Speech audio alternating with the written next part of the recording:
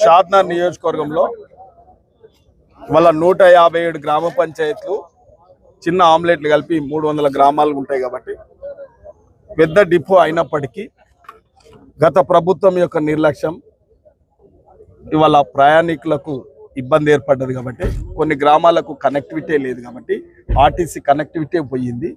కొన్ని 30 గ్రామాల దాకా కూడా పాక్షికంగా నడుస్తూ ఉన్నాయి కాబట్టి ఇది తీవ్రమైన సమస్య అని చెప్పి ఇక్కడ డిపో మేనేజర్ గారు సిబ్బంది అందరూ కూడా నాతో చెప్పడం జరిగింది. నేను కూడా నా బాధ్యత కాబట్టి ఎంతో మంది కూడా ప్రయాణికులు కానీ ఆ గ్రామ ప్రజలు నా టైం రావడం జరిగింది. నా బాధ్యతగా నేను ఆర్టీసీ రవాణా శాఖ మంత్రులతోని ప్రభుత్వంతోని పోరాటం చేసి వాళ్ళను ఒప్పించి మెప్పించి కూడా మనకు ఒక 15 బస్సులు తాత్కాలికంగా మంజూరు చేయడం జరిగింది. అదేవిధంగా ఇంకా కూడా అరకొర సమస్యలు కూడా ఉంటాయి కాబట్టి వీటిని కూడా అన్ని విధాల ఇప్పుడు డిపోకి కావాల్సిన ఇంకేమన్నా మౌలిక వసతులు వాళ్ళకు స్టాప్ రూమ్ లేదన్నారు, డ్రింకింగ్ వాటర్ లేదన్నారు కాబట్టి తప్పకుండా ఆ సమస్యలు తీర్చినాము.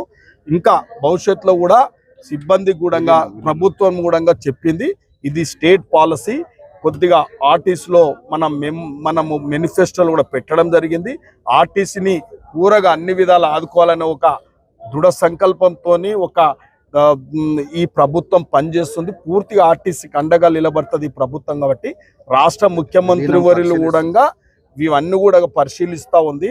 ఇలా రాష్ట్ర ముఖ్యమంత్రి వర్యుల మీద ఎన్ని సమస్యలు అంటే రాష్ట్ర ఆర్థిక పరిస్థితి బాగలేదు.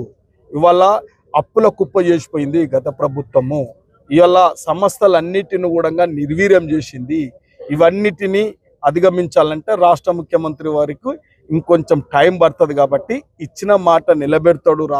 ఇలా రాజశేఖర్ రెడ్డిని మించిన రేవంత్ రెడ్డిగా పేరు తెచ్చుకోబోతుండే రాష్ట్రంలో కాబట్టి మీరు అందరు చూస్తూ ఉన్నారు. ఇవాళ అన్ని పథకాలు ఇంప్లిమెంట్ చేయడం జరుగుతుంది.